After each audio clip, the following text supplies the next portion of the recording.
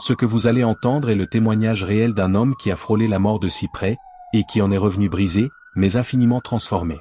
Ce n'est pas une histoire inventée, ni un film dramatique hollywoodien. C'est le récit cru, poignant, d'une vie qui a basculé en un éclair, dans un hurlement de métal et de douleur. Écoutez attentivement, les larmes aux yeux si besoin, car chaque détail, chaque cri intérieur, chaque larme versée compte, il pourrait vous faire sentir la fragilité de notre existence et la puissance immense de l'amour qui nous dépasse.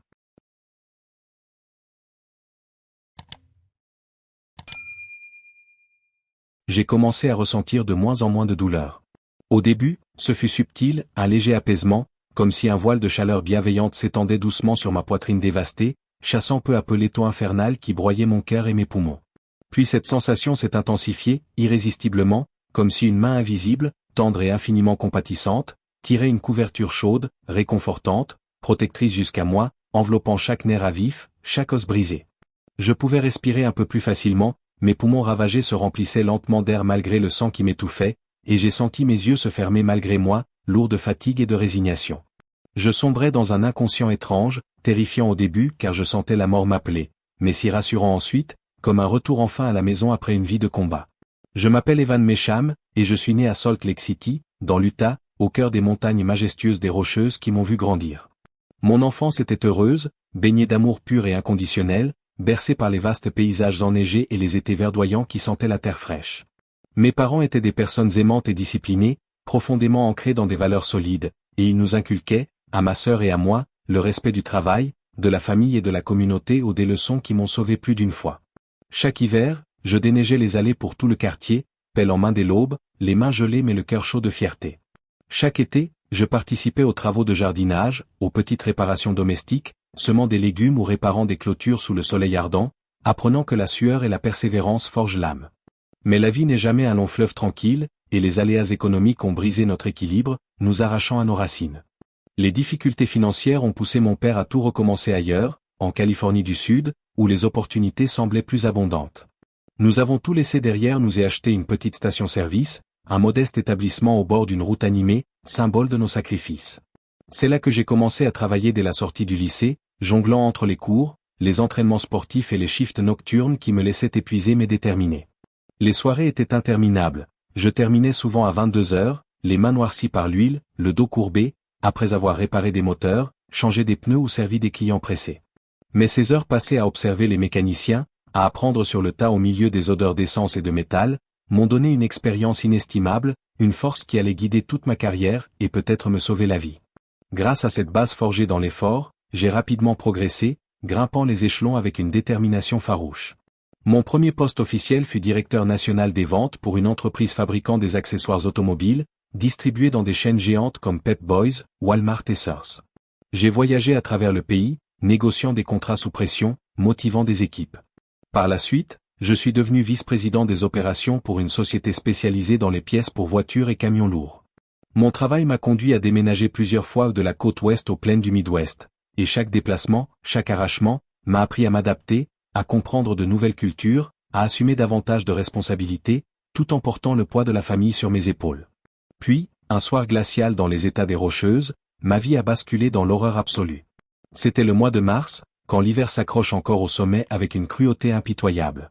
La glace avait commencé à se former sournoisement sur la route sinueuse, rendant chaque virage un piège mortel. Je conduisais au sommet d'une montagne escarpée, épuisé jusqu'à l'os après une longue journée de réunion, rêvant seulement de rentrer chez moi, d'embrasser ma femme, de serrer mes enfants dans mes bras.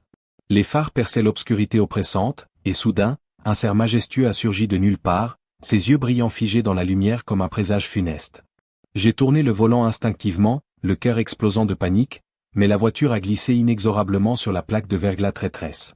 La collision avec un semi-remorque arrivant en sens inverse fut inévitable, un impact titanesque, assourdissant, qui a résonné comme un tonnerre apocalyptique dans la nuit noire, déchirant mon monde en un instant. Le choc fut catastrophique, un chaos infernal de métal tordu, de verres brisés et de cris silencieux. La voiture a été littéralement sectionnée en deux, broyée comme une boîte de conserve. Mon côté gauche était complètement détruit, écrasé contre le camion massif dans une explosion de violence. J'avais plus de 300 fractures dans la cage thoracique, des côtes brisées perforant mes organes vitaux, lacérant mes poumons, mon genou droit avait heurté violemment le tableau de bord, le disloquant dans une douleur fulgurante. et ma hanche était gravement endommagée, broyée sous la force impitoyable de l'impact. Étendu sur le plancher de la voiture déformée, piégé dans cette tombe de ferraille, je sentais que mon corps n'était plus qu'une coquille brisée, inerte, ensanglantée. Tout le côté gauche était paralysé, engourdi par le choc et le froid mordant. Une seule pensée m'assaillait, répétitive, dévastatrice, comme un couteau dans le cœur: je vais rester paralysé pour toujours, ou pire, je ne verrai plus jamais le sourire de mes enfants, je ne serrerai plus ma femme dans mes bras. Tout est fini. Le froid de la montagne me transperçait jusqu'à l'âme, amplifiant chaque sensation en un supplice interminable. La douleur était insupportable, une symphonie atroce de feu brûlant et de glace transperçante, chaque nerf hurlant sa souffrance. Ma rate était rompue, et je perdais du sang abondamment, chaud et poisseux, sans le savoir pleinement, affaiblissant mon corps minute après minute dans une hémorragie silencieuse. Chaque respiration était un combat acharné, un râle désespéré, chaque battement de cœur un miracle fragile, incertain, prêt à s'éteindre. Des larmes de terreur coulaient sur mes joues gelées. Pourtant, au milieu de cette agonie absolue, de cette descente aux enfers, un sentiment étrange, presque miraculeux, a commencé à m'envahir. La douleur diminuait progressivement, comme si une force invisible, divine, bienveillante, me soutenait dans mes derniers instants. Une chaleur douce, protectrice, enveloppait ma poitrine ravagée, se propageant à tout mon être comme un baume sur des plaies ouvertes. Mes yeux se sont fermés, et je me suis senti glisser dans un état inconscient, mais profondément paisible, libéré des chaînes de la souffrance, comme si la mort murmurait « Repose-toi enfin ». Lorsque ma conscience s'est éveillée ou dans un sursaut d'éternité, je n'étais plus dans le monde que je connaissais, ce monde de douleur et de séparation. J'étais dans un endroit d'une beauté indescriptible, lumineux et vaste, sans limite, où la peur n'existait pas.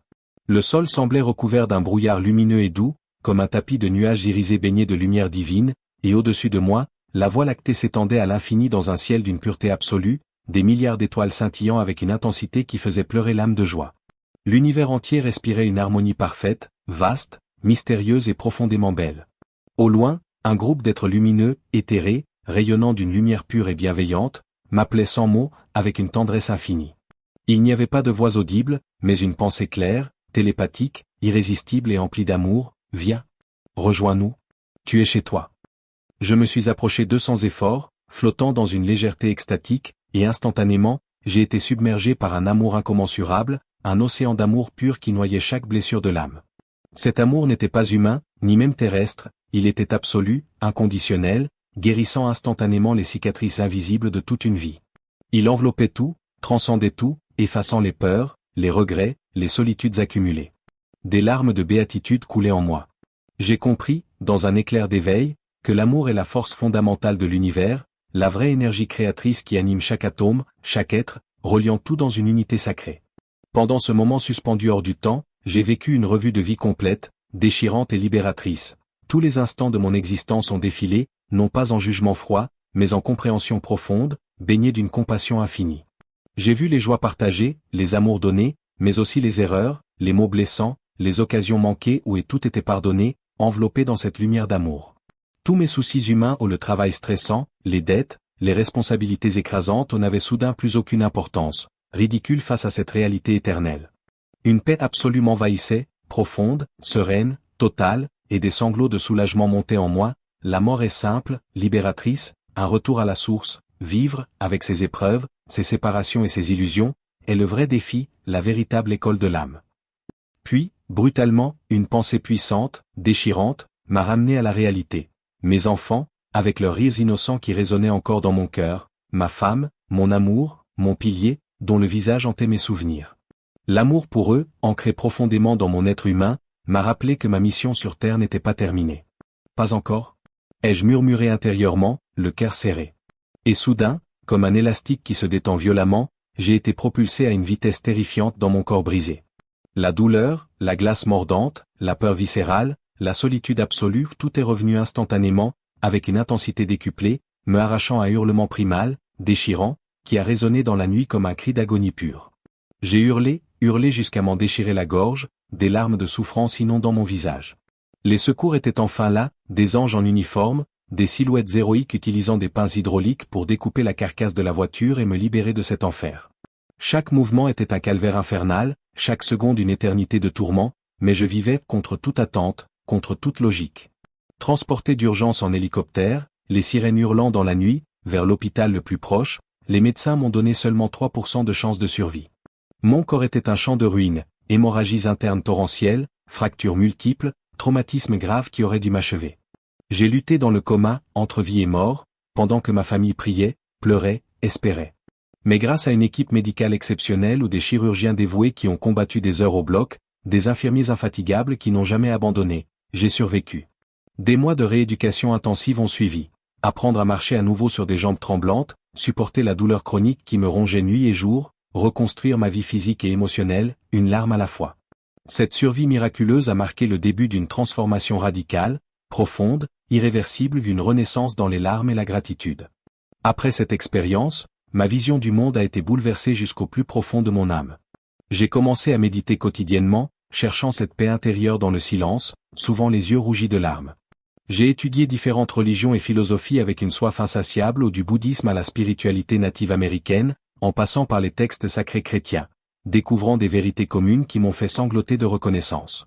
J'ai compris que nous sommes tous connectés par une énergie universelle d'amour, que Dieu n'est pas une entité distante et punitive, mais une présence infinie, compatissante, en chacun de nous, dans chaque souffle, chaque battement de cœur. Que l'amour, la compassion, la bienveillance et l'unité sont la véritable essence de l'univers. Chaque difficulté, chaque lutte déchirante, chaque épreuve qui nous met à genoux a une raison profonde. Elle nous forge, nous éveille, nous rapproche de cette lumière intérieure. Même la douleur la plus atroce a sa place, car elle nous permet de reconnaître, avec des larmes d'émotion, la lumière quand elle revient enfin. Aujourd'hui, des années plus tard, je sais au plus profond de mon être, avec une certitude qui me fait trembler d'émotion, que la mort n'est pas la fin, mais une transition vers une réalité plus vaste, plus aimante. Que l'amour et l'unité sont la vraie réalité éternelle, au-delà des illusions matérielles et des souffrances terrestres. Chaque respiration est un cadeau précieux, un miracle, chaque moment de vie une opportunité sacrée de grandir, d'aimer, de pardonner. Nous faisons tous partie de la même création divine, interconnectés comme les étoiles dans la voie lactée que j'ai contemplée, baignée de larmes. Et c'est ce message d'espoir, de transformation profonde et d'amour inconditionnel que je veux partager avec vous tous, du fond du cœur, pour que vous viviez pleinement, sans peur, en embrassant chaque instant avec passion et gratitude. Ce témoignage nous rappelle, dans les larmes et l'émotion la plus vive, que la vie est précieuse, terriblement fragile et éphémère, que chaque instant compte vraiment, que chaque câlin, chaque mot d'amour pourrait être le dernier. Ouvrez votre cœur sans réserve, aimez profondément ceux qui vous entourent jusqu'à en avoir mal, pardonnez librement même quand ça déchire, et souvenez-vous, les yeux humides, nous sommes tous connectés dans cette grande tapisserie de l'existence, et chaque épreuve, aussi douloureuse et déchirante soit-elle, est une leçon sacrée, un cri de l'âme pour découvrir, rayonner et partager la lumière éternelle, infinie, qui brûle en nous.